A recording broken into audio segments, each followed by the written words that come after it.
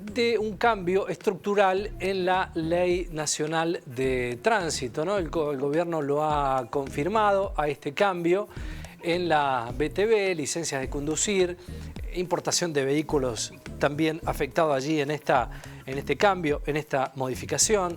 El ingeniero Fabián Pons, que es presidente del Observatorio Vial Latinoamericano, gentilmente está con nosotros y nos va a empezar a tratar de explicar para que entendamos juntos de qué se trata.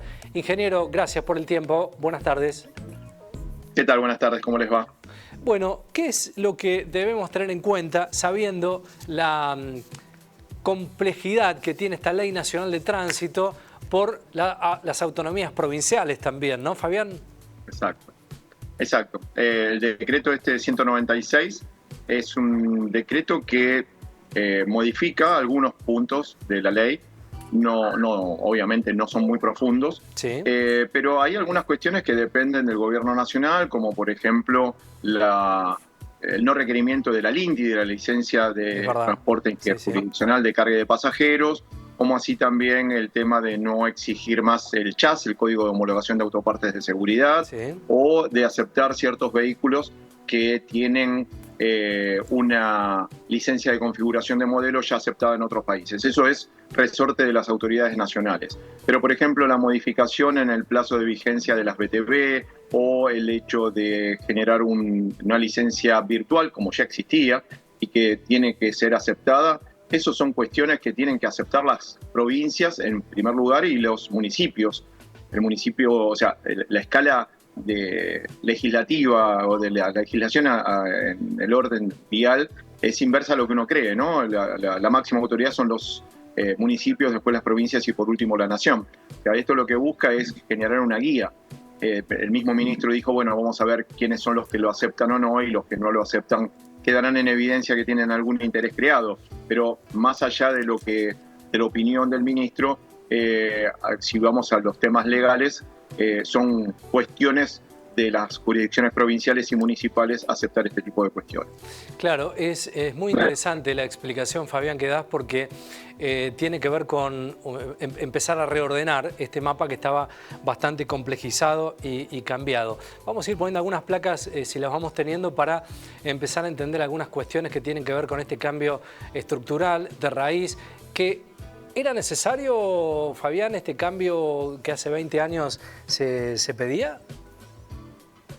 No, a ver, nosotros tenemos una ley nacional de tránsito que, como decíamos, en un país federal, donde las provincias nunca le cedieron a la nación los atributos del tránsito, en mi opinión, y eso es muy personal, el cambio tendría que haber sido mucho más profundo, o sea, el cambio tendría que venir a nivel constitucional. A mi modesto entender, yo no aceptaría un tránsito en estas condiciones federales, sino que unificaría todos los criterios del tránsito para que en Córdoba, en Santa Fe, en Catamarca o en La Pampa, cualquier persona que quiera tener una licencia de conducir o que quiera manejar un auto tenga los mismos derechos y obligaciones que en cualquier otro ciudadano, en cualquier otra parte del país. O sea, tiene que ser uno solo y no que en un lugar hay unas velocidades, en otras, un nivel de alcoholemia, exigencias de lo que es elementos de seguridad a transportar. Yo centralizaría, como tienen la mayor parte de los países, centralizaría todo lo que son derechos y obligaciones. Haría una sola ley y que sea aceptada por todos. Lo que pasa es que eso tendría que hacerse a través de una reforma constitucional, porque vuelvo a repetir, nunca las provincias le cedieron las potestades del tránsito a la nación, y encima con lo que es la autonomía municipal también tienen que aceptarlo los municipios. Eso sería un cambio de raíz, construir sobre esos pilares. Estos son parches en decretos reglamentarios que, como decían, puede llegar a ser letra muerta. Lo de exhibir la licencia en formato digital ya existe a través de Mi Argentina, y fue justamente Córdoba la primera que no lo aceptó. Y después se sumaron el resto de las provincias hasta que hubo una declaración de la Agencia Nacional de Seguridad Vial diciendo que no, se exigía en formato físico.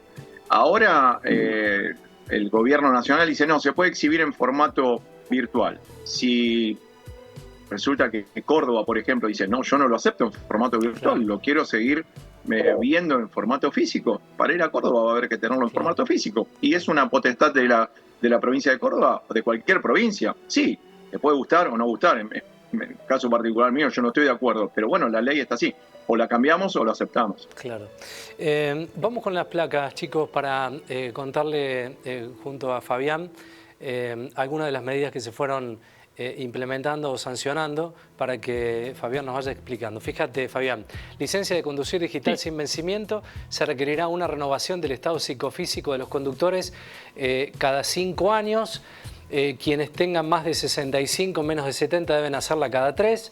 Las personas de más de 70 años lo harán anualmente y la licencia válida será la de formato digital, esto que decías. El tema de las edades, Fabián, respecto a esta cuestión de los exámenes y demás, ¿cómo lo ves? No, es que aparte no es como lo veo, es una declaración de intenciones nada más, porque, por ejemplo, la ciudad de Buenos Aires tiene periodos de renovación de las licencias distintas que las de la provincia de Buenos Aires. Y el gobierno nacional no le puede decir ahora tenés que aceptar estos periodos, porque es potestad de cada jurisdicción. Antes, ahora y en un futuro si no se cambia. Entonces, lo que yo veo es que se está cambiando una burocracia municipal por otra burocracia privada, porque si yo tengo que presentar solamente una solicitud vía web adjuntando un informe de mi estado psicofísico, que solo lo pueden brindar ciertos profesionales que están debidamente inscritos en la Agencia Nacional de Seguridad Vial, no creo que esos profesionales trabajen gratis, claro, o que lo cubra una obra social. Por lo tanto, va a tener un costo. Y vuelvo a repetir, hay que ver si eso es aceptado por los municipios. Lo más probable es que digan, no, yo no acepto esto, a mí tienen que venir acá al municipio a hacerse las revisaciones acá, y listo, vuelvo a repetir, pasa a ser letra muerta. Vos tenés una visión mucho más amplia del tema. Latinoamérica, digo, ¿se le puede, si no nos sale, digo, copiar algún país de Latinoamérica que tenga esto que estamos aspirando a que debiera tener la Argentina?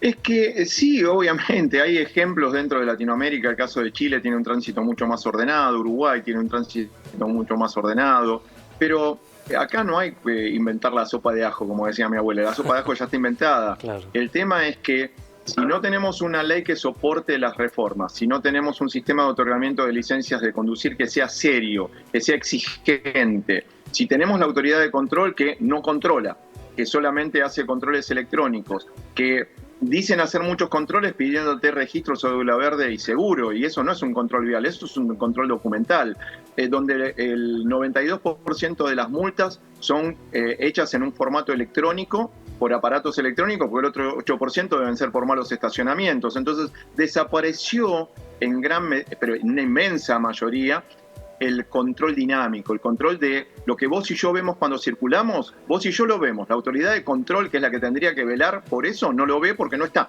Y cuando uno le dice a la policía, no te das cuenta que está pasando esto, y dice, yo no estoy para eso.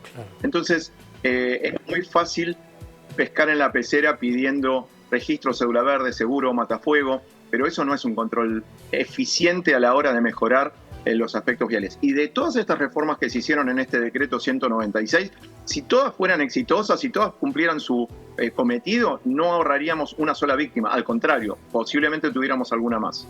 ¿Cuánto de la matriz educativa termina siendo determinante, ¿no?, para este tipo de cuestiones? En colegios primarios, secundarios, digo, la educación vial, ¿no? Sí. Exactamente. Fíjense que hay una cuestión muy interesante, cómo se promueve a nivel mundial el tema de la movilidad sustentable. España se dio cuenta que esto de la movilidad sustentable, y lo hemos venido diciendo desde hace muchos años, es un arma de doble filo, porque por un lado mejora el tránsito, la saturación vial, mejora el estado físico de las personas, hay menos contaminación, menos consumo de combustibles fósiles, pero por otro lado estamos llenando, y mucha gente se ofende cuando digo esto, pero lamentablemente es así, estamos llenando de analfabetos viales el entorno vial, porque una persona que anda en bicicleta o en un monopatín eléctrico no requiere una licencia de conducir, pero sin embargo convive en el mismo entorno vial con un camión con acoplado, o con una camioneta, o con un auto, o con una moto. Y esas personas que andan en bicicleta, por ejemplo, si no han tenido educación vial, no conocen de prioridades de paso, no conocen de sentidos de circulación y tantas otras cosas, que pueden ser de sentido común, pero tienen que explicarse. Bueno, en España, a raíz del aumento de la siniestralidad, lo que hicieron a partir del 1 de enero del 2023 es que la materia de educación vial sea una materia curricular, ya no es una materia transversal, es una materia obligatoria. ¿Para qué? Para justamente cubrir esas falencias que se tenían con la movilidad sustentable. En el caso nuestro es mucho peor, porque aparte de no tener educación vial en la mayor parte de jurisdicciones, y estamos hablando de educación vial en serio, no que una charlita de 1 hora en un grado una vez, no, eso perdido no sirve para nada. Y aparte tiene que ser oportuna. A un chico de primer grado no le interesan las señales de tránsito, hay que ver qué rol cumple en el tránsito. Pero la educación vial sostenible es fundamental.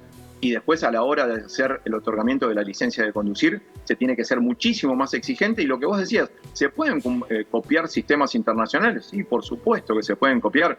A mi gusto, por ejemplo, uno de los mejores sistemas es el australiano, que es un sistema que lleva 3 años y medio hasta que uno tiene lo que se llama la full license, y uno va viendo el avance de esa persona que está comenzando a manejar.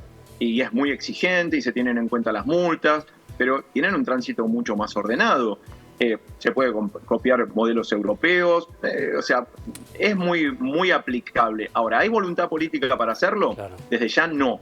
Y encima, cuando esa voluntad política depende de 2.300 municipios, de 24 provincias y de una nación, a mí siempre me enseñaron que en management que cuando 2 mandan, no manda nadie. Y en este caso estamos queriendo que manden más de 2.300. Entonces va a seguir siendo un aquelarre todo esto, porque no hay una autoridad que realmente fije, equivocada o no, porque si la autoridad se equivoca se puede cambiar, pero cuando hay 2.300 que se están equivocando es muy difícil cambiarlo.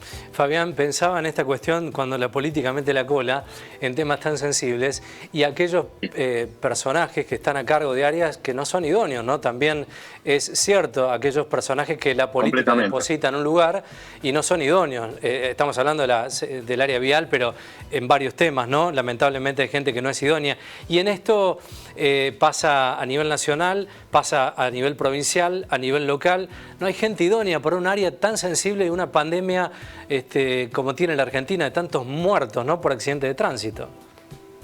Sí, dicho por los propios interesados muchas veces, cuando uno apaga el grabador y habla con ellos, en la mayor parte de municipios hay honrosas excepciones. Exacto. Y pasa también en las provincias. En general, gente que no es del palo, como se dice, de la seguridad vial o del tránsito, sino que son punteros políticos que aportaron votos. Y así como les tocó tránsito, les podría haber tocado cementerios o parques y jardines. Pero no es alguien que esté transpirando esta idea de la mejora en el tránsito. Y por otro lado, si hay falta de idoneidad, si no hay una legislación clara y si no se priorizan los problemas, es muy difícil resolver esto. Vuelvo a insistir, teniendo tantas personas, o sea, teniendo muchos más caciques que indios, obviamente nunca, jamás vamos a cambiar nada, nunca. O sea, yo creo que si no hay una reforma legal muy importante, de forma tal de que se unifiquen todos los criterios de tránsito y sobre esos criterios unificados construirlos en una forma lógica, idónea, teniendo en cuenta todas las opiniones del país. Para eso tenemos una Cámara de Diputados y una Cámara de Senadores.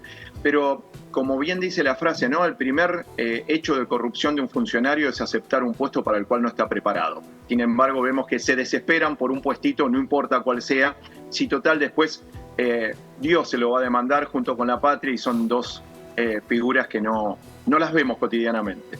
Decisiones de fondo y no de forma. Te agradezco, Fabián, como siempre, el tiempo. Muchísimas gracias a ustedes. Un abrazo. Buen fin de semana.